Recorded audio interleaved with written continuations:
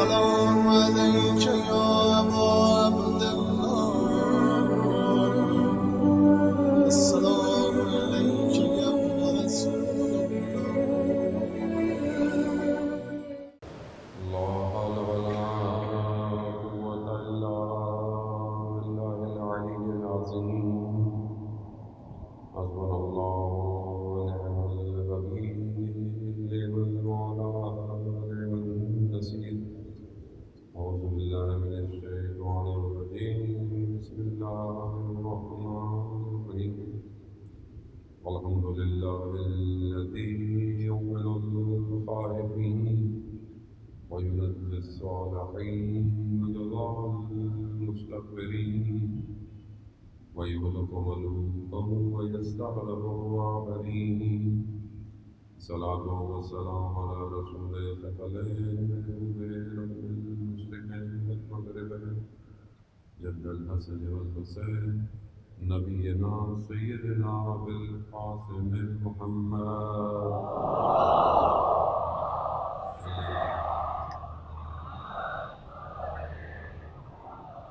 وآله الطيبين الطاهرين المعصومين لا سيما بقية الله في الأرضين تهيب أرواحنا لتراب مقدم الفدا ولعنة الله على أعدائهم أجمعين بسم الله الرحمن الرحيم رب اشرح لي صدري ويسر لي أمري واحلل عقدة من لساني يفقهوا قولي أما بعد فقد قال رسول الله صلى الله عليه وآله وسلم أفضل الأعمال أمتي انتظار الفرج صلوات محمد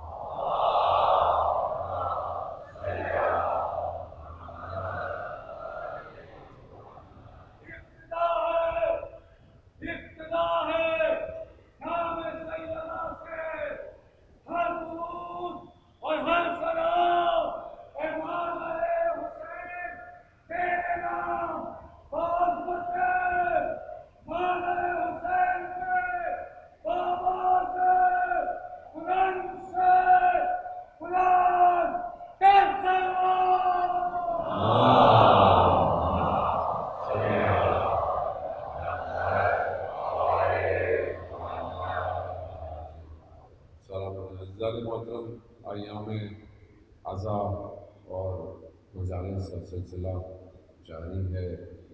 خدا کی بارگاہ میں شکر گزار ہے پروردگار نے یہ توفیق عطا فرمائی کہ ان ایام میں خدا کا ذکر کریں اور ان کا ذکر کریں جن کا خدا نے خود ذکر کیا ہے، جو خود اہل ذکر ہیں، جن کے لیے قرآن بھی جنہیں اہل ذکر کہہ رہا ہے۔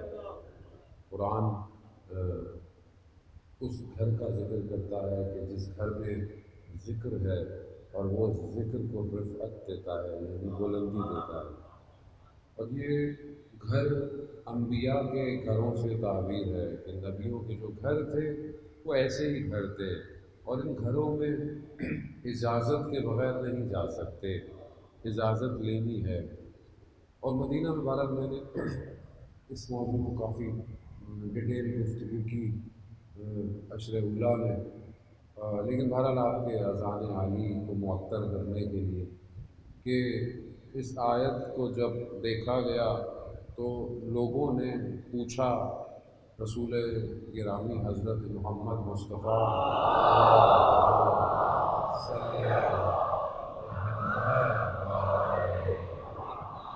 رسول خدا سے پوچھا اور ایک گھر کی طرف اشارہ کیا، وہ گھر کہ جس کے دروازے مسجد میں کھلے ہوئے تھے۔ باقیوں کا میں ذکر نہیں کروں گا، ایک ہی گھر تھا جس کے دروازے کھلے ہوئے تھے، اور اشارہ کیا کیا یہ بھی انہی گھروں میں سے ہے؟ تو رسول خدا فرماتے ہیں یہ ان سب گھروں میں افضل گھر ہے۔ اللہم صلی یعنی یہ وہ گھر ہے جو ان سب گھروں میں افضل گھر ہے۔ کس کا گھر ہے وہ؟ کون سا گھر ہے؟ یہ وہی گھر ہے کہ جس کے دروازے پر کھڑے ہو کر رسول خدا خاتم النبوت 6 ماہ تک اپنے آخری ایام میں سلام کرتے رہے۔ السلام علیکم یا اہل بیت النبوہ، یعنی یہ نبوت کے بیت کا گھر ہے، اور یہی وہ گھر ہے، اور یہ گھر جسے قرآن کہہ رہا ہے کہ یہ اہل ذکر ہے اور اس میں داخل ہونے کے لیے اجازت چاہیے۔ یہ گھر صرف مٹی کا گھر نہیں ہے کہ آپ بولیں کہ یہ در و دیوار ہے، نہیں، یہ ایک وادی ہے، یہ ایک وادی ہے جو اس وادی میں اس کے کوئی حدود نہیں ہے، جو دنیا میں کہیں پہ بھی اپنے آپ کو اس قابل کر دے وہ اس گھر میں داخل ہو جاتا ہے۔ اب اپنے آپ کو اس قابل کرنا ہے کہ یہ اجازت دے دے اندر آنے کی، اور جو اس میں آ گیا وہ خود اہل ذکر ہو جائے گا۔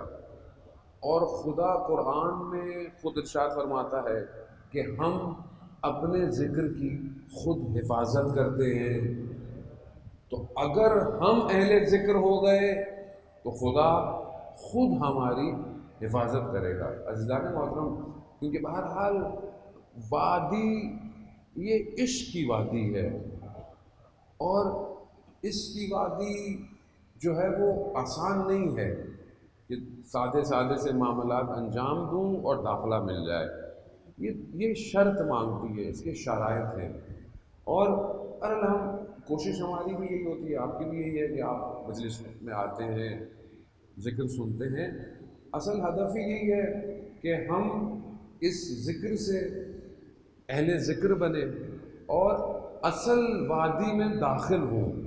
اگر داخل نہیں ہوئے تو ہم کربلا کو دور سے دیکھتے رہیں گے، کربلا میں وارد نہیں ہوں گے۔ اسی لیے کربلا کا ذکر کرتے ہیں کہ ہم ان شرائط کو اپنے وجود میں ایجاد کریں تاکہ ہمیں ہمارا امام اپنے ساتھ رکھے۔ اصل ہدف یہی ہے اور کوئی ہدف نہیں ہے، کیونکہ اگر کوئی امام کے ساتھ ہو گیا تو پھر کوئی فرق نہیں پڑتا کچھ بھی ہو۔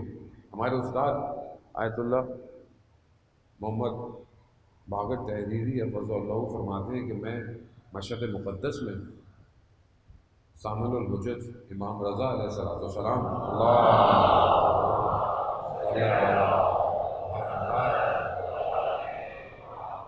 امام کی خدمت میں تھا، امام کی خدمت میں، تو وہاں میری زری کے بالکل سامنے مقابل میں زیارت کرتے ہوئے آیت اللہ عظمہ بہجت سے ملاقات ہوئی۔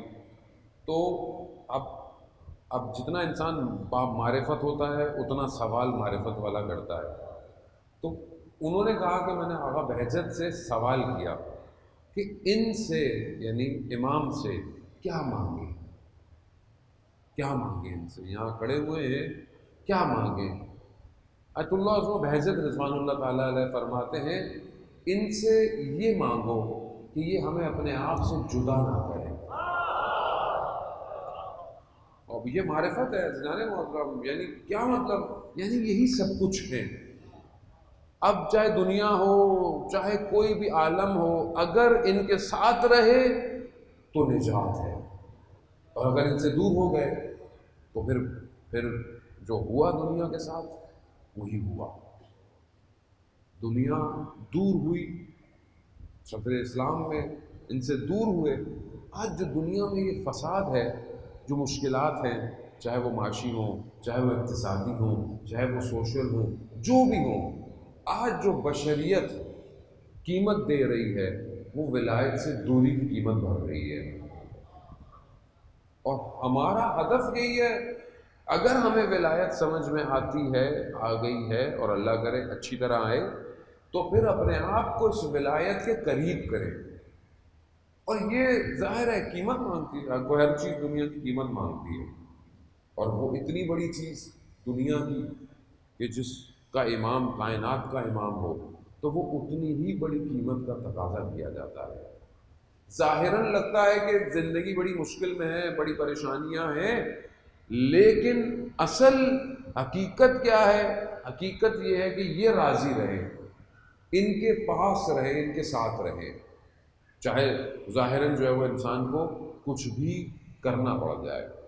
ایسے ایسے لوگ کربلا پہنچے، کربلا اگر آپ دیکھیں تو عالم سختی ہے، مشکل ہے، امتحان ہے، لیکن شب عاشورہ، روز عاشورہ، اصحاب امام جو ہے وہ خوشی کا اظہار کر رہے تھے۔ کس نے پوچھا کہ یہ مطلب خوشی کا وقت تو نہیں ہے؟ کہا کیوں نہ ہو، خدا سے ملاقات کا وقت ہے۔ یعنی سمجھیں کربلا کے زاویے کو کہ جو ہمیں سمجھ میں نہیں آتا۔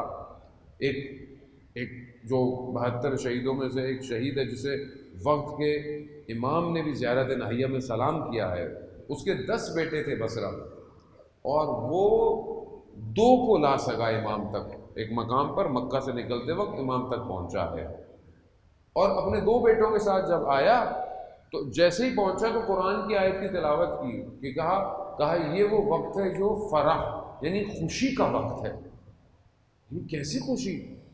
کہا کہ امام سے ملنا خوشی ہے، یعنی اس میں پریشانی نہیں ہے۔ اب آگے کٹ جاؤ گے، مر جاؤ گے، خوب ہمیں لگتا ہے کہ یہ آگے مر رہے ہیں، کٹ رہے ہیں، یہ تو کئی عرصے سے انتظار کر رہے تھے۔ یہ ایسے نہیں ہوئے، بعض لوگ ہمیں لگتا ہے کہ کچھ لوگ یوں آئے، نہیں۔ عزیزان محترم، امام تک پہنچنا جو کربلا ہمیں بیان کرتی ہے، مقدمہ ظہور ہے جو برحال ہماری گفتگو کا محور ہے، یہ تب ہوگا کہ ان صلاحیتوں کو جو کربلا والوں میں تھی ان کو اپنے اندر دیکھے کہاں ہے۔ ہماری زندگی میں خوشی کہاں ہے؟ ہمارے چہرے پہ خوشی کب ہوتی ہے؟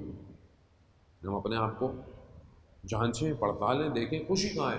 کیا ہمارے چہرے پہ ویسے بھی خوشی ہے کہ نہیں ہے؟ یا مطلب ویسے بھی ابھی حالات دنیا کے، کرونا وائرس، ان میں ویسے لوگ ڈسٹرب ہو گئے ہیں، تو یہ تو بہرحال ایک دنیاوی مشکلات ہیں، آگے بھی رہیں گی۔ ہر آدمی افیکٹڈ ہوتا ہے، اور ابھی جو اس وائرس بیماری اور پھر بہرحال جو ملکی حالات اور سوشل، اکنومیکل، فائنینشیل، اس میں سب سے بڑی مشکل سائیکولوجیکل ڈس آرڈر کی ہے، یعنی ذہنی طور پر لوگ ڈپریشن کا شکار ہیں۔ اب یہ ذہنی ڈپریشن سے باہر کیسے نکلیں؟ آپ کون سی گولی کھلائی جائے کہ اس ڈپریشن سے باہر نکلیں؟ تو صرف ایک ہی رابطہ ہے، اور تاریخ بھی یہی دکھاتی ہے کہ ایک رابطہ ایسا ہے تاریخ میں کہ جتنی بھی پریشانیاں آئیں، اگر لوگ اپنے وقت کے امام سے جڑ گئے ساری مشکلات حل ہو جاتی ہیں۔ اللہ صلی علی محمد۔ تو عزیزان محترم، اس کو سمجھنے کی کوشش کریں۔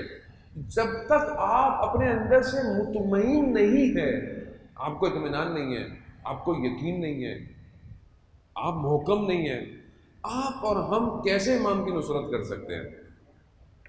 یعنی اگر کوئی اندر کیمرہ مجھے دیکھے، بولے یہ تو اپنی پریشانیوں میں اتنا ڈوبا ہوا ہے، یہ امام کی نصرت کیا کرے گا؟ جبکہ ہم کہتے ہیں قرآن میں، میں نے آپ کی خدمت میں عرض کیا کہ یہ پہلی صفت ہے اصحاب امام حسین کی، یہ انصار اللہ ہیں، یعنی خدا کی نصرت کرنے والے لوگ ہیں۔ جب یہ خدا کی نصرت کے قدم بڑھاتے ہیں تو خدا ان کی نصرت کرتا ہے، ان کی مدد کرتا ہے۔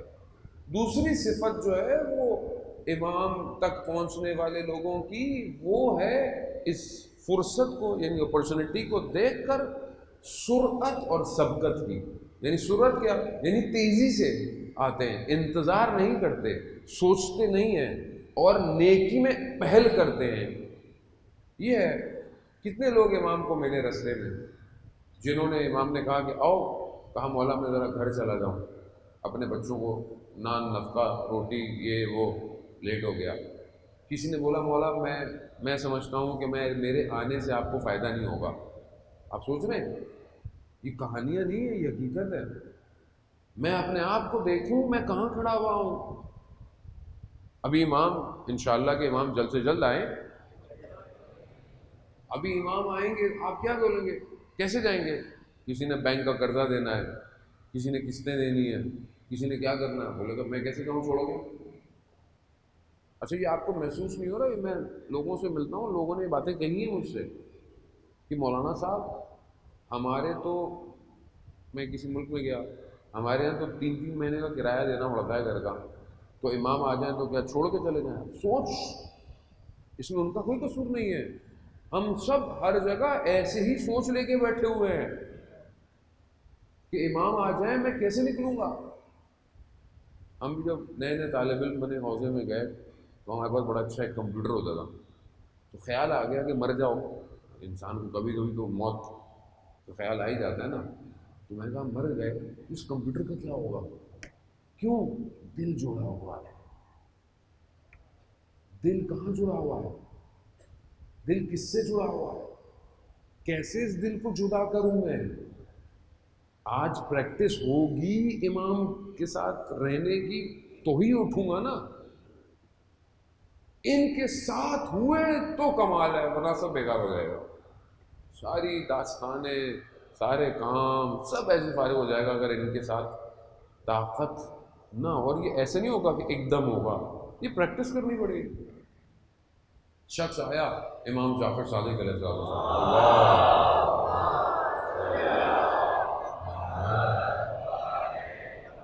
امام کی خدمت میں آیا. امام نے پوچھا تمہارے بھائی کے کیا حال ہے؟ بھائی کہا ہاں ٹھیک ہے. کہا ہمارے بارے میں کیا اس کے خیالات ہیں؟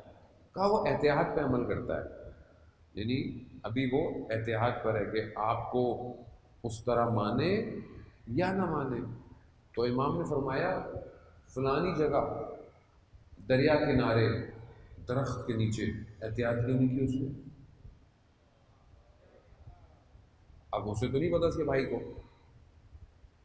اس نے ایک گناہ کیا تھا. وہ آیا بھائی سے بولا، کہا امام نے مجھ سے آپ کے بارے میں پوچھا. میں نے کہا احتیاط پہ. کہا اگر اتنے احتیاط عمل کرتا ہے تو درخت کے نیچے اور دریا کے کنارے تو اور رنگ چہرے کا تبدیل ہو گیا. کہا کہ وہاں تو کوئی بھی نہیں تھا. تو فوراً رکا نہیں، سرعت سبقت نہیں، فوراً امام کو چھوڑ کے آ گیا. یعنی یقین ہو گیا. ہمیں یقین ہے امام ہی نجات دیں گے. صرف مسجد میں ہوتا ہے امام باہر گا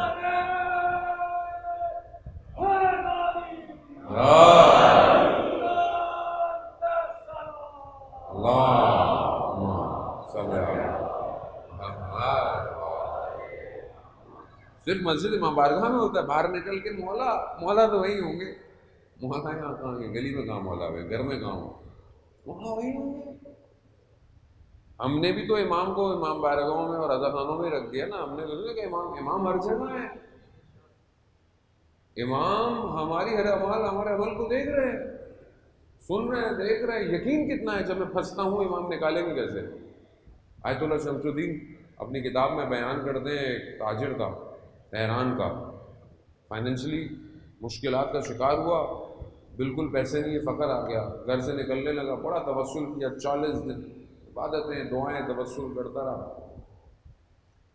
40واں دن ہو گیا، پتہ ہی نہیں چلا، کچھ بھی نہیں ہونے والا. صبح نکلنے لگا، زوجہ نے بولا کہ گھر میں کھانے کے پیسے نہیں ہیں. کہا 5 تومان تھے، 4 اس کو دے دیے، ایک اپنے پاس رکھا. کہا کم ہے. کہا فی الحال اسی سے گزارا کرو. اس نے قرض لیا. واپس آیا، کچھ بھی نہیں ہوا سارا دن، کھانا ہی کھا رہا تھا اپنا جو اس نے سادہ سا کھانا. تو آیا کوئی، کہا کہ فلانی جگہ کھانے پہ بلایا ہے آپ کو.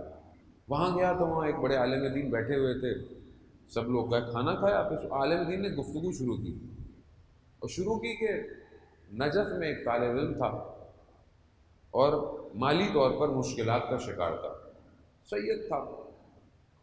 اس نے سنا ہوا تھا 40 دن امام کو عریضے لکھو تو حالت تبدیل ہو جائے گی. کہا 40واں دن گزر گیا اور 40واں ہی دن تھا، گھر میں بیٹھا ہوا تھا، کوئی نہیں تھا گھر میں. آواز آئی سید حسن. تو میں نے کہا کہ گھر میں تو کوئی ہے نہیں، ایسی میرا وہم ہوگا.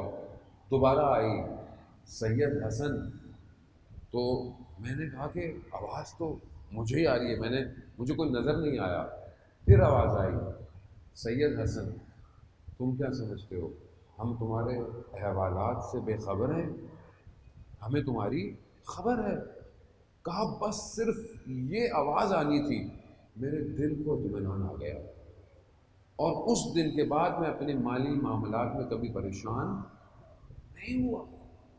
کہہ رہے جب یہ میں نے واقعہ سنا تو میں سمجھ گیا یہ عالم دین مجھے سنا رہے ہیں، یہ مجھے سنا رہے ہیں. کہہ رہا میں اس دن کے بعد سے لے کے کبھی میں نے اپنی مالی مشکلات کا اظہار کسی سے نہیں کیا. ہوتا کیا ہے، ہم بعض اوقات اپنی زندگی میں، جیسے ہمیں بھی بہت سارے لوگ کہتے ہیں مولانا یہ دعا پڑھ لی، یہ عمل کر لیا، فلانا عمل کر لیا، یہ ہو گیا، کام ہی نہیں ہو کے دے رہا. ہم بالکل اس چھوٹے بچے کی طرح، چھوٹا بچہ ہوتا ہے نا جو آگ میں کھیلنے کی کوشش کرتا ہے اور آپ اس کو کہتے ہیں نہیں بیٹا یہ الیکٹرک سوئچ میں انگلی نہیں لگاؤ خطرناک ہے، لیکن پھر وہی جاتا ہے، پھر وہی جاتا ہے، آپ منع کرتے ہو. ہماری حالت وہی ہے کہ ہم بعض اوقات ضد کرتے ہیں خدا کی بارگاہ، جبکہ خدا مانگنا منع نہیں ہے، خدا مسئلہ جانتا ہے اس کو دینا کیا ہے. بھئی یا تو آپ یقین نہ رکھیں نا، یا تو آپ کو بولے خدا پہ میں یقین نہ رکھوں، یا امام پر انسان کو اتنا یقین نہ ہو کہ امام ہماری کیوں نہیں سنتے. پہلے تو انسان اپنی طرف توجہ کرے کہ اس کے اپنے اندر کیا گڑبڑ ہے. کوئی ایسی رکاوٹ تو نہیں ہے جو اس کی اپنی ہی رکاوٹ اس کے دعاؤں کو پورا نہیں کر رہی ہے. انسان اپنی طرف متوجہ ہو. جانے محترم یہ پہلی چیز ہے کہ میں امام تک کیسے پہنچوں گا جب میں خود کہیں کسی رکاوٹ کا شکار ہوں. لوگ تو ایسے ایسے گزرے جو علماء اکرام، سید جو ہے وہ آیت اللہ نخود کی اصفہانی کہ اپنے بیٹے کو بولا جاؤ بیٹا چھت پہ چاند کو دیکھ کر آؤ. تو جب وہ چھت پہ گیا تو بادل تھے، چاند کہاں سے نظر آیا، واپس آیا، کہا بابا چھت پہ تو بادل ہے. کہا دوبارہ جاؤ، کہا نخود کی نے کہا ہے بادلوں کو ہٹو میں نے چاند دیکھنا ہے. کہہ رہا ہے میں چھت پہ گیا، میں نے کہا بادل ہٹ گئے، میں نے چاند دیکھ کے واپس آ گیا. تو یہ کیسے ہو گیا، یہ کیسے ہوا؟ کہا میں مشہد میں رہتا تھا، میں نے یہ سوچا کہ میں نجف جاؤں، وہیں مولا کے حرم میں وہیں رہوں اور وہاں پڑھائی کروں. تو میں نے خواب میں دیکھا صحن حرم میں امام رضا علیہ السلام ہے اور جو ہے وہ حرم جانور بھی آ رہے ہیں، لوگ بھی آ رہے ہیں، جانور بھی آ رہے ہیں، امام سب کو قبول کر رہے ہیں اور ایک فیض جاری ہے. کہہ رہا میں بیدار ہوا، کہا میں سمجھ گیا کہ جب یہاں اتنا فیض مل رہا ہے تو پھر کہیں جانے کی ضرورت ہی کیا ہے. اور اس مقام پہ تھے کہ وصیت کر کے گئے کہ مجھے 7 میٹر یا پتہ نہیں 60 میٹر نیچے دفنایا جائے. لوگوں نے پوچھا کیوں؟ کہا 20 سال بعد پتہ چلے گا کیوں. 20 سال بعد جب حرم کی تعمیر شروع ہوئی تو حرم کھودنا شروع کیا، ستونوں کو، ساری قبریں اوپر آ گئیں، سارے جنازے اوپر آ گئے، لیکن ستون کی کھدائی وہیں رکی جہاں ان کی قبر تھی. خوب کیسے ہو گیا؟ نے اپنے آپ کو حوالے کیا امام کے، یعنی اپنے قلب کو حوالے کرے نا امام کے، اس دل کو امام کو دے کہ مولا آج سے یہ آپ کا ہے، اس میں جو بھی خیالات آئیں گے آپ ہی کے لیے، جو آپ کو برا لگتا ہے میں اس میں آنے نہیں دوں گا. کہنے کو کتنا آسان کام ہے، کرنا کتنا مشکل ہے. اصل تو یہی ہے. اب دیکھیں ہم تو مشکل کام ہی دیں گے، آسان کام تھوڑی دینے ہیں آپ کو. ہماری مجلسوں میں تو دیکھیں اجزان محترم مشکل کام ہی ملے گا.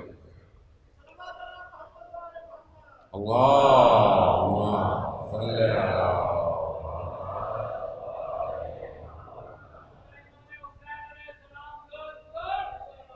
اللہم صلی علی. عزیزان محترم خوب، اب یہ رابطہ جو ہے یہ 2 طرف سے ہوگا. ایک آپ کا انڈیویجول یعنی انفرادی رابطہ ہے، ایک آپ کا اجتماعی ہے.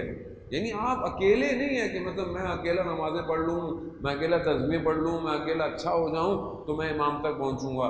امام وہ بھی قبول نہیں کرتے.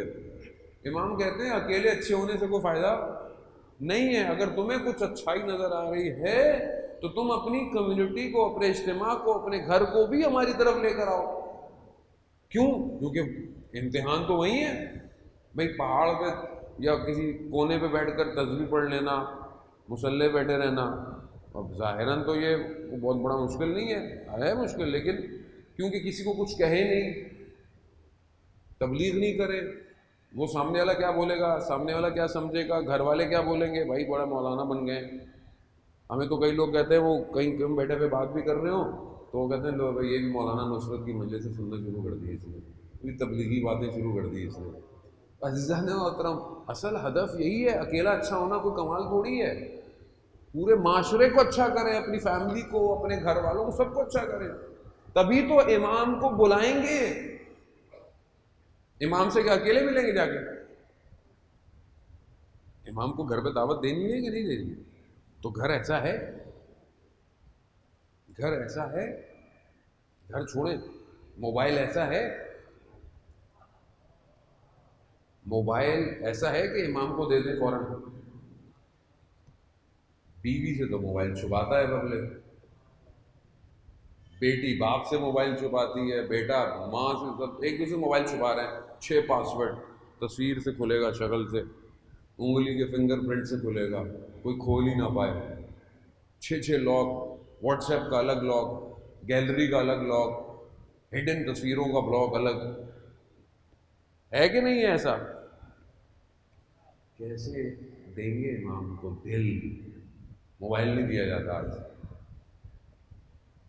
یہیں کی باتیں، یہ مارچ کی باتیں نہیں کر رہا میں. آج جانے محترم صلوات بھیجتے محمد والے صلی اللہ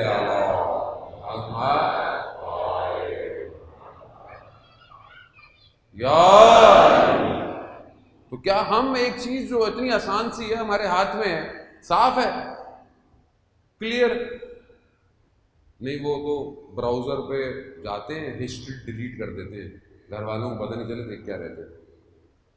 ہم ایک دوسرے سے ڈیلیٹ کر سکتے ہیں، امام سے کیسے ڈیلیٹ کریں گے؟ وہاں تھوڑی ڈیلیٹ ہوتی ہے ہسٹری، وہاں تو سب سیو ہو رہا ہے. سب جو کر رہے ہو تمہارے وجود میں لکھا جا رہا ہے. وجود کی کتاب ہے اور سب اس پہ لکھا جا رہا ہے. ایک عمل وہ جو آخرت میں دکھائے جائیں گے وہ الگ ہیں.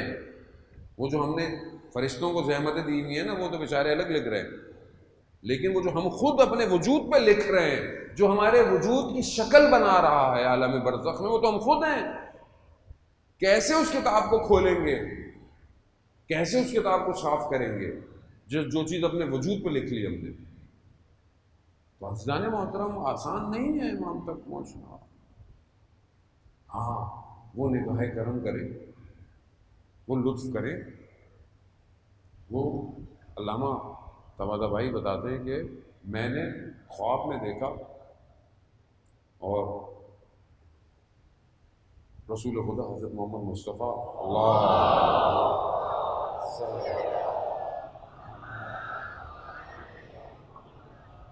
فرماتے ہیں کہ میں نے خواب میں دیکھا، مشکلات تھی، میں نے خواب میں دیکھا تو رسول خدا آئے اور کہا کہ 16 سال سے ہم نے تمہیں کسی بھی دن نہیں چھوڑا. تو میں اٹھا، میں نے کہا یہ 16 سال کون سے ہیں؟ طالب علم تھے ظاہر ہے. 16 سال کون سے ہیں؟ جس دن میں حوضے میں پڑھنے گیا، جس دن میں نجف میں آیا، تو میری سمجھ میں نہیں آیا. کہتے میں نے بہت دیکھا تو جس دن سے میں نے سر پہ یہ امامہ لگایا تھا نا، مجھے 16 سال ہوئے تھے. تو کہا 16 سال سے ہم نے تمہیں تمہارے کسی آپ کو چھوڑا ہی نہیں. آیت اللہ جو بہت بڑے عالم دین ہے، اور مراشی نجوی جو قم المقدسہ میں حرم کے پاس ہی ان کا مرکز ہے، 70 سال حضرت سیدہ سلام اللہ بی بی معصومہ سلام اللہ علیہ کے اللہم صلی علی محمد بی بی کے حرم کے پہلے زائر، پہلا زائر، دروازہ کھولے پہلے، اب تو حرم کھلے رہتے نا، پہلے تو بند ہو جاتے تھے، پہلا زائر. یہاں تک کہ کچھ پاکستانی زائر سردی میں ایک دفعہ آئے، حرم بند تھا، باہر بیٹھے ہوئے تھے. خواب میں بی بی آئیں، کہا جاؤ ہمارے زائر باہر بیٹھے ہوئے ان کو جگہ فراہم کرو. اس مقام پہ فائنینشلی مشکلات کا شکار تھے، بی بی کی بارگاہ میں آئے اور بی بی سے تھوڑا سا شکوہ سادہ ہو گیا کہ میں اپنی بیٹی کی شادی کیسے کروں، میرے کو پیسے ہی نہیں ہیں. یہ کہہ کر بہرحال گریا گیا، چلے گئے. خواب میں دیکھا کہ خادم آیا ہے حرم کا، کہا بی بی نے بلایا. کہا میں اس صحن آئینہ میں پہنچا جو بڑا صحن ہے، خدا آپ سب کو بھی وہاں کی زیارت نصیب فرمائے. کہہ رہے میں نے دیکھا تو وہاں پر صفائی ہو رہی تھی اور کہا یہیں رک جاؤ، بی بی تشریف لا رہی ہیں. کہہ رہے میں نے دیکھا بی بی تشریف لائیں اور میں جھک کے ان کے سامنے بیٹھ گیا.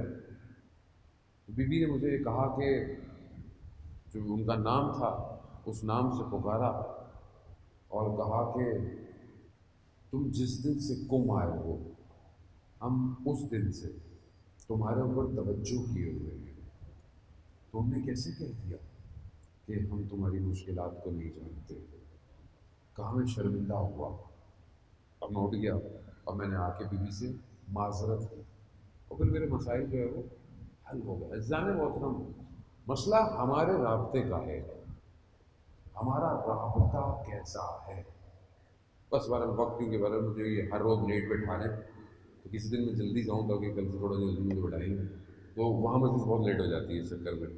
تو عزیزان محترم، اصل یہ رابطہ ہے. اب اس رابطے کے لیے کچھ شرائط ہیں. میں بہت تیزی سے جو ہے وہ آگے بڑھتا ہوں کہ رسول خدا حضرت محمد مصطفیٰ صلی اللہ علیہ وسلم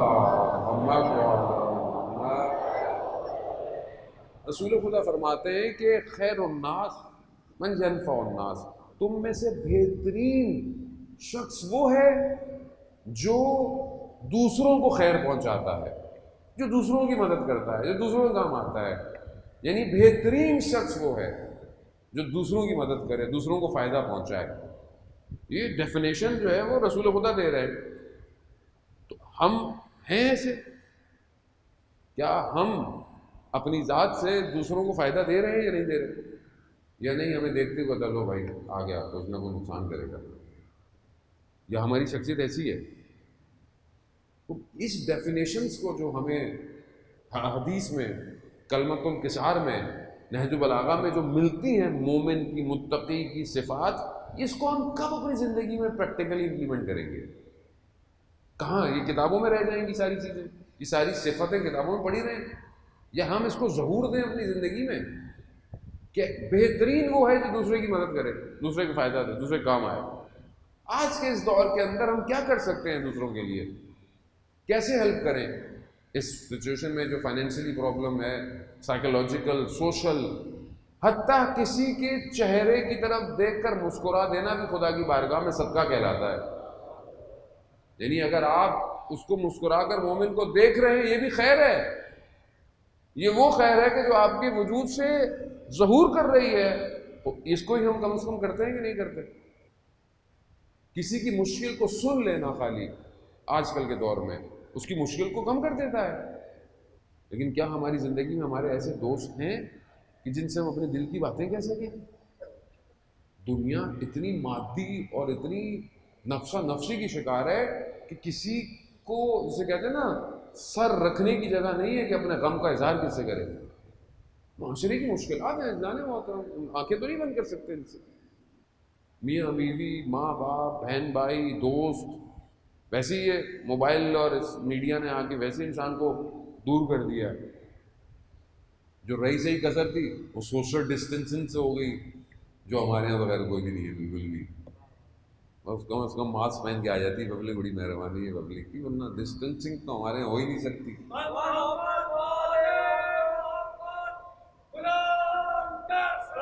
اللہ صلی علی محمد عزیزان محترم.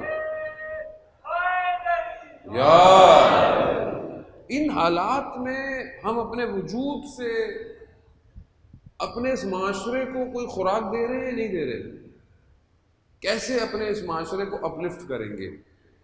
بہت سارے مسائل اپنی جگہ، اتنے مسائل لوگوں نے بولے ہوئے ہوتے ہیں اور ہوتے بھی ہیں کہ بڑا مشکل ہو جاتا ہے مجلس میں ساروں کو لانا، پھر بتانا، پھر آگے سے لوگ کہتے ہیں مولانا محرم کی مجلس میں کون سی باتیں کر رہے ہیں. بھائی بات یہ ہے کہ اصلاح امت کی کب ہوگی؟ کب ہوگی اصلاح؟ اگر یہ درس کی جگہ اصلاح نہیں کرے گی تو اور کہاں سے ہوگی؟ کیسے ہم دوسرے کو فائدہ پہنچائیں، کیسے خیر پہنچائیں؟ بہترین چیزیں جو اسے اسلام ہمارے لیے بتا رہا ہے اس کو اپنے اندر ایجاد کریں گے. یہی ذکر اہل بیت ہے، یہی فضائل اہل بیت ہے کہ انسان کو جب کوئی دیکھے تو کہے ہاں یہ ان کا ماننے والا ہے. حالات آپ کے سامنے ہیں کیونکہ ہم اپنے اخلاق سے، بہرحال دشمن کی سازش سے اپنی جگہ، پروپیگنڈے اپنی جگہ، فرقہ واریت اپنی جگہ، یہ سب جو ہے وہ یہ اصل میں چکر کوئی اور ہے. اور قوم کو الجھایا جا رہا ہے، لڑایا جا رہا ہے، تو اس کو پرہیز کریں، اس کی طرف توجہ بھی نہیں دیں، اصل ہدف کی طرف بڑھیں۔ یہ چھوٹے چھوٹے پروپیگنڈے فتنے جو ہے وہ تباہ کرنے کے لیے، انسان کی رفتار روکنے کے لیے ہیں۔ آپ کی نگاہ، جسے مولا متقیان امام حسن مصطفیٰ علیہ السلام کو اللہم صلی علی محمد، امام نے اپنے فرزند کو فرمایا کہ جب تم لڑ رہے ہو تو تمہاری نگاہ دشمن کی آخری صف میں ہونی چاہیے۔ یعنی کیا؟ یعنی ہو تم فرنٹ پہ لیکن تمہاری نگاہیں دور تک دیکھتی ہوں دشمن کی سازشوں کو۔ اس کو پہچانے۔ ملک کو خامخواہ ایک چیز میں جھونکنے کی کوشش ہے تو ملک کو وہی بچائے جو صحیح اپنے ملک کی جو ہے وہ خدمت کرتا ہے، اور اپنے آپ کو ہر طریقے سے اس قابل کرے کہ ہم اپنے ملک کے لیے دنیا میں اس کی عزت کو جو ہے وہ قائم کر سکیں۔ لوگ جو ہے وہ حسرت کی نگاہ سے دیکھیں، نہ کہ لوگ افسوس کی نگاہ سے دیکھیں۔ اپنے آپس کے رابطوں کو صحیح کرنے ہی سے ہم امام تک پہنچ سکتے ہیں۔ اجلال محترم، یہ اجتماعی معاملہ ہے۔ یہ اجتماع تبھی ہوگی جب آپ اپنی خلوت اور تنہائی اور اپنی عبادتوں کو صحیح کریں گے۔ امام تک پہنچنا اگر آسان ہوتا تو 72,000 ہوتے، صرف 72 تھے، 72,000 لوگ ہوتے جو امام کے ساتھ ہوتے۔ کیوں؟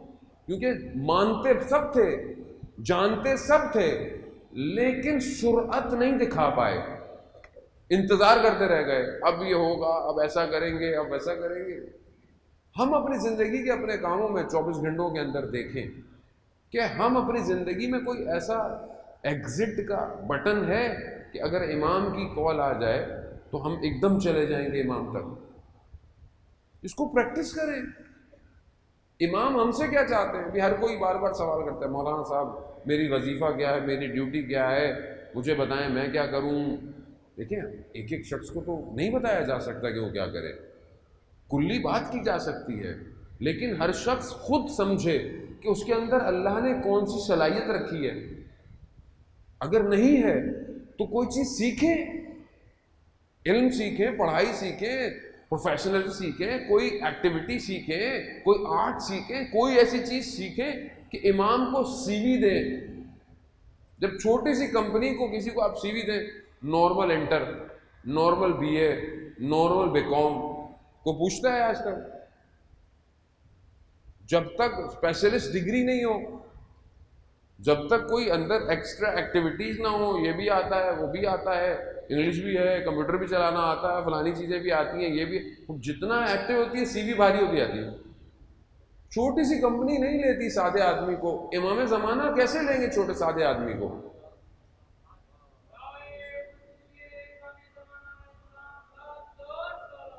اللہ صلی علی محمد۔ اس کو ہمیں خود ایز اے کمیونٹی خود سوچنا چاہیے کہ ہم ایز اے کمیونٹی کیا کر سکتے ہیں۔ اگر ہمارے یہاں اچھے جوان، اچھے بچے ہیں، صلاحیت رکھتے ہیں، اچھا پڑھتے ہیں، تو اگر فائنینشلی ایشو ہے تو ہم مل کے اس کی مدد کریں، کمیونٹی کو ایک اچھا اسٹوڈنٹ دیں، ایک اچھا اسپیشلسٹ دیں جو کل کو کمیونٹی کو پے بیک کرے گا اپنے عمل کے ساتھ، اپنی تعلیم کے ساتھ۔ اور ویسے بھی اسکول کھلنے والے ہیں تو ایس او پیز کا خیال رکھیں، بہرحال جو بھی اسکول کی جو بھی گورنمنٹ بہرحال دیتی ہے اس حساب سے، لیکن ان کو بھیجیں گھروں میں۔ کب تک آن لائن پڑھیں گے یہ لوگ؟ پڑھتا تو کوئی بھی نہیں آن لائن، ویسے بھی پتہ نہیں کیا کیا دیکھ رہا ہوتا ہے۔ تو کوشش کریں، جانیں سمجھنے کی کوشش کریں۔ یعنی 10 دن تو محرم کے چلے، انسان اس طرح کی بات مشکل ہوتی ہے کرنا، ٹھیک ہے، لیکن 10 دن کے بعد تو آپشن ہوتا ہے نا کرنے کا، کیونکہ ویسے تو آپ لوگ آتے نہیں ہیں، آپ کے گھر تو جا کے کوئی بات کرنے سے رہا۔ تو یہی بات کریں گے کہ اپنے اندر صلاحیت پیدا کریں۔ عزیزان محترم، کربلا میں جو لوگ آئے تھے انہوں نے دوسرا سیکنڈ بھی نہیں ہونے دیا جب پیغام ملا۔ زہیر ابن کین کے جو شروع سے دوسرے مسلک کا ہے، دوسرے اسکول آف تھاٹ کا ہے اور جانتا ہے، لیکن ایک جگہ جہاں اترا خیمے لگانے کے لیے، ہاں اس کی زوجہ کا اس میں ہاتھ ہے۔ اس نے کہا کہ دیکھو رسول کے نواسے ہیں، دیر نہیں کرنا اگر بلائیں تو. وہ یہی کیا, جب بلایا تو زہر جب واپس آیا تو اس نے بولا کوئی خیمے میں نہیں ہے, سب جاؤ اپنی اپنی جگہ, سب ختم. حتیٰ اپنی زوجہ کو کہا کہ میں کسی امین شخص تھا, تمہیں تمہارے گھر والوں بھیج رہا ہوں, میں امام کے پاس. سوچا نہیں میرا اتنا مال ہے, میرا اتنا کاروان ہے, کیا ہے, نہیں. جب آئی فوراً امام کے پاس. حبیب ابن مظاہر کو جب لیٹر ملا, سختیاں پہرے لگے ہوئے ہیں, لیکن حبیب کو روک نہیں پائی کوئی چیز. بیان ہوتا ہے کہ جب نکلے رستے میں مسلم نے اوسجہ سے ملاقات ہوئی. کہا مسلم کہاں؟ کہا میں نے رات کو خواب دیکھا, خواب میں نے رسول خدا کو دیکھا, اور وہ فرماتے ہیں کہ مسلم خضاب کرو, یعنی خضاب, تو میں حمام جا رہا ہوں خضاب کرنے. کہا نہیں, اس کی تعبیر یہ نہیں ہے, اس کی تعبیر یہ ہے کہ امام حسین کربلا آ گئے ہیں, وہاں چلو. اور علماء بیان کرتے تھے کہ بہرحال حبیب نے اسی طرح شاید کہا ہوگا کہ ایسا خضاب لگے گا کہ قیامت تک یاد رہے گا. اور کہتے ہیں کہ یہ لوگ گھر نہیں گئے کہ میں گھر جاتا ہوں, نہیں. کیوں نہیں گئے؟ کہ شاید کچھ رکاوٹ آ جائے. اسی حالت میں کربلا نکل گئے. سورت فیصلہ امام کی طرف بڑھنا. اگر کوئی کام سمجھ میں آیا ہے امام کے لیے کریں. سوچنا کیسا, پلاننگ ادارے بنیں گے, یہ ہوگا وہ ہوگا, کچھ نہیں ہوگا. خود کریں, کچھ خود صلاحیت پیدا کریں کہ عقل پر الہام ہو, الہام ہو کہ امام کیا چاہتے ہیں. کب تک سادے بن کے زندہ رہیں گے انسان؟ 12 شخص عالم دین تھے, بیان فرماتے ہیں کہ میں جو ہے وہ کربلا کی طرف گیا زیارت میں. مولا غازی پاس سے حرم پہنچا تو حرم کا دروازہ بند ہو چکا تھا. تو میں واپس چلا گیا جہاں رکا ہوا تھا, سو گیا. میں نے خواب میں دیکھا کہ سید الشہداء کا حرم ہے, رسول خدا تشریف رکھتے ہیں, مولا کائنات بھی ہیں. ایک نورانی سا جوان آیا اور رسول کی خدمت میں کہا کہ غازی عباس نے ایک سفارش بھیجی ہے, ایک جوان بیمار ہے, اس کو شفا عطا کروا دیجیے خدا کی بارگاہ سے. رسول خدا نے دیکھا, انہوں نے کہا کہ اس کا وقت پورا ہو چکا ہے, اب وہ ٹھیک نہیں ہو سکتا. پھر جوان آیا کہ دوبارہ غازی عباس یہی فرما رہے ہیں کہ اگر آپ خدا کی بارگاہ سے اسے صحت دلوا دیجیے. کہا ممکن نہیں.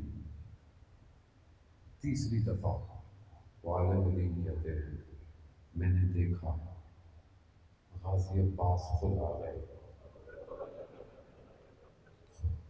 کس حالت میں؟ بازو قلم ہے,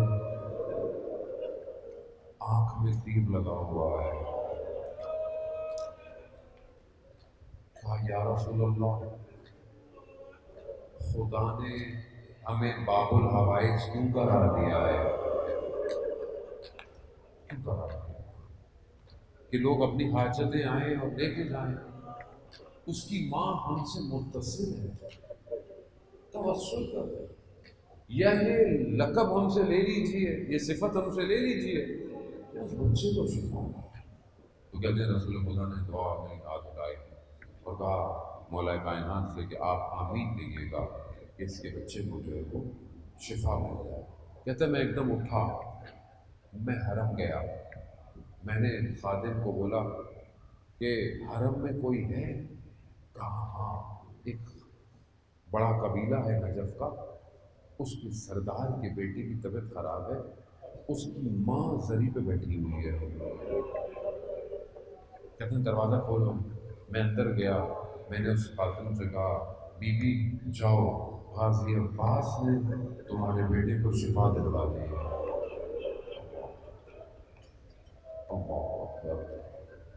ہم بھی تو اس لیے آتے ہیں، ہم کیوں آتے ہیں؟ ہم بھی تو بیمار ہیں، ہم بھی مریض ہیں۔ کتنے مریض ہیں جن کا نام لیا ہے؟ ظاہری لوگ مریض ہیں، ہم باطنی مریض ہیں۔ کہاں سے شفا دیں غازی عباس؟ کہاں جائیں ہم جب تک آپ اجازت نہیں دیں گے؟ ہم شہید الشہداء کی زیارت نہیں کر سکتے۔ آپ کو پتہ ہے نا، غازی عباس علمدار ہیں، لشکر کے سردار ہیں، اور بغیر لشکر کے سردار کے آپ ارباب سے نہیں مل سکتے۔ تقاضا بھی یہی ہے کہ جب کربلا پہنچو پہلے غازی عباس کی زیارت کرو، پھر غازی عباس سے کہو کہ اجازت دے۔ کوئی قانون ہے نا دنیا کے، یہاں بھی یہی قانون ہے۔ تو ابھی ہم بھی مل کے آج غازی عباس سے یہی کہ مولا یہ راستے بند ہو گئے ہیں، یہ مشکلات ہیں، کون اجازت دلوائے گا کہ یہ حرم کھلے اور اربعین میں ہم آپ کے زیارت کریں؟ ہاں زیادہ خود یہی اجازت ہے۔ روز عاشورہ بھی ایک بچی آئی، کہا چچا جان پانی نہیں ہے بچوں کے لیے،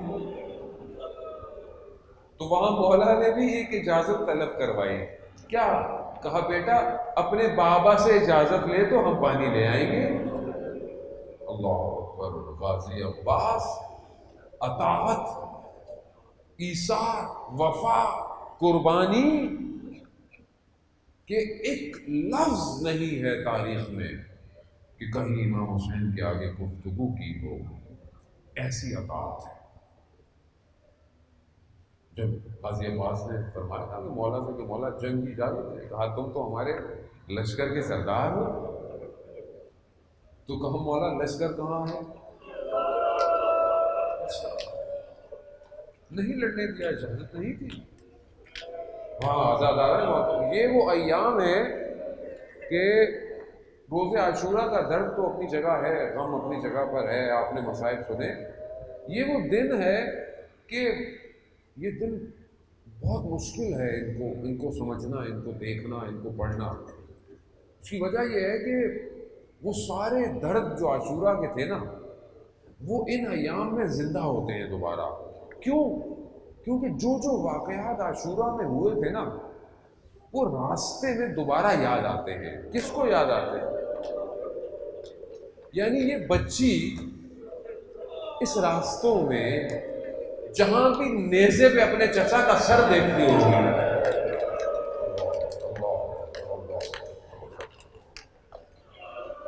اللہ، تو کیا کہتی ہوگی؟ کاش میں نے چچا آپ کو نہ بھیجا ہوتا پانی کے لیے۔ اور وہ بہنیں ساری زندگی جنہیں یہ تصور ہی نہ ہو کہ جن کا عباس جیسا بھائی ہو، ہاتھوں میں رسیاں ہوں گی، اسیر کوفہ اور شام ہوں گے۔ ابھی تصور نہیں تھا۔ حضرت زینب سلام اللہ علیہ فرماتی ہیں کہ بابا بچپن میں میرے ہاتھوں کو چوما کرتے تھے۔ لیکن پھر بابا کیوں چومتے ہیں، کیوں بوسہ لیتے ہیں؟ کہا کہ ان ہاتھوں میں رسیاں بندھیں گی۔ میں سوچتی تھی قمر بنی ہاشم عباس جیسا جری برادر جس کا ہو، ہاں روز عاشورہ جب بھائی رخصت کے لیے آیا تو حضرت زینب نے کہا ہاں اب مجھے یقین ہو گیا۔ ہاں زیادہ دوبارہ آپ نے گریہ کیا، مجلس آپ کی ہو گئی۔ آپ کو پتہ ہے کہ غازی عباس علیہ السلام کے مصائب ایسے مصائب ہیں کہ ہمارے اندر تو طاقت نہیں ہم بیان کریں، لیکن علماء بیان فرماتے ہیں، اہل معنی اہل دل، کہ یہ وہ مصائب ہیں کہ جن کے مصائب میں امام زمانہ آتے ہیں۔ کیوں یا امام زمانہ ہمارے قابل تو نہیں، لیکن شاید کوئی چیز قبول ہو جائے۔ ہاں اجازت نہ ملی، پانی کی ملی، پانی لینے گئے، نکلے، دشمن کو جو آیا واپسی میں روک نہ پایا، پہنچ گئے پانی تک۔ پانی کو ہاتھ میں اٹھایا، جب پانی کو ہاتھ میں اٹھایا تو 20 سال پرانی رات یاد آ گئی۔ کون سی رات؟ 21 محرم، رمضان کی رات، کہ جب بابا آخری وقت میں ہیں تو وہاں پر عباس کو بلایا، اور کہا بیٹا وقت آئے گا شریعے پہ یعنی پانی پہ پہنچ جاؤ گے تو وہاں جا کر خیال رکھنا حسین پیاسا ہوگا۔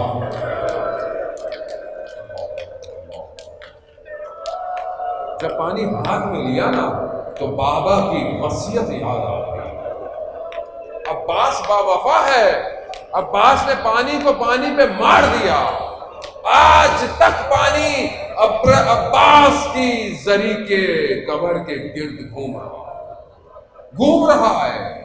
ہاں مشکیزہ بھرا، وقت لگا، خشک تھا نا، بھر گیا۔ اب عباس کا مقصد کیا ہے؟ یہ مشکیزہ خیموں میں پہنچ جائے۔ بچے پیاسے ہیں نا، بچے پیاسے ہیں۔ اب غازی عباس نے اپنے رخ کو خیموں کی طرف کیا، دشمن آ گیا چھپا ہوا، روکنا چاہا، دایاں بازو شہید، بایاں بازو شہید۔ بھائی مقام تو دیکھے ہیں نا جو لوگ گئے ہیں، نہیں دیکھے تو آج دعا کریں کہ ان جدا ہوئے بازوؤں کا واسطہ یا غازی عباس، ہم ان ہاتھوں سے علم تو اٹھاتے ہی ہیں نا مولا، ہمیں بلا لیجئے، ہم یہ گناہگار ہاتھوں کو کم از کم آپ کی زری کو لگا لیں گے۔ ہاں دایاں بازو شہید، بایاں بازو شہید۔ اب دشمن کہہ رہا ہے کہ رک نہیں رہا عباس، رک نہیں رہا۔ یہ کون سی طاقت ہے جو عباس کو خیموں کی طرف لے کے جا رہے ہیں؟ مقاتل میں بیان ہوتا ہے کہ حضرت عباس بلند ہو کر دیکھتے رہے کہ خیموں تک فاصلہ کتنا ہے، مگر ایک لائن کو سمجھ میں آ گئی، یہ کون سی امید ہے جو عباس کو لے کر جا رہے ہیں؟ کہا یہ مشکیزہ، تیر کھینچا، مشکیزے پر لگا، پانی بہہ گیا۔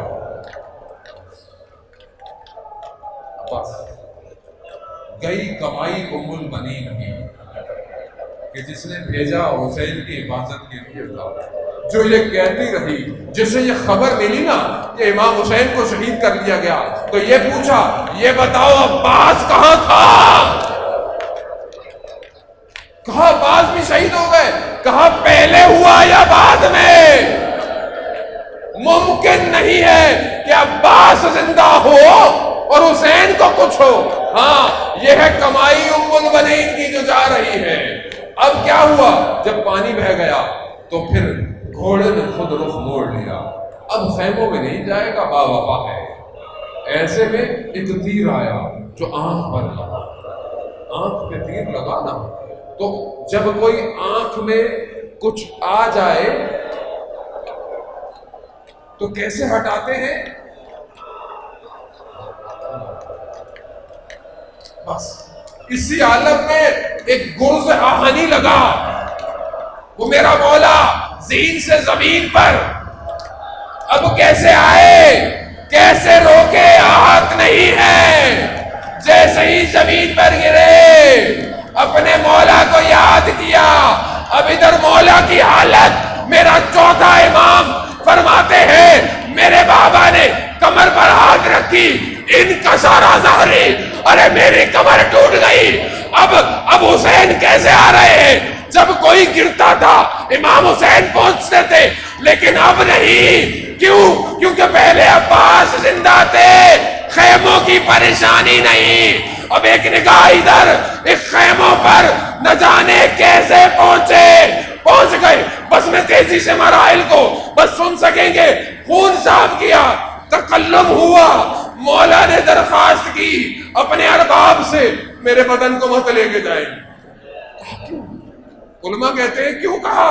کہا باوفا ہے نا، پانی کے بغیر نہیں جانا چاہتا، بدن بھی نہیں جانا چاہتا۔ علامہ بیان کرتے ہیں نہیں یہ معاملہ نہیں تھا۔ عزیزو یاد آئے تو روتے رہیے گا۔ آپ جانے عباس نے اس لیے نہیں کہا مولا کا غلام ہے، باوفا ہے، جانتا ہے میرا مولا صبح سے لاشوں کو اٹھا کر پیاسا بھوکا تھک چکا میرا بدن لے کر نہ جائے.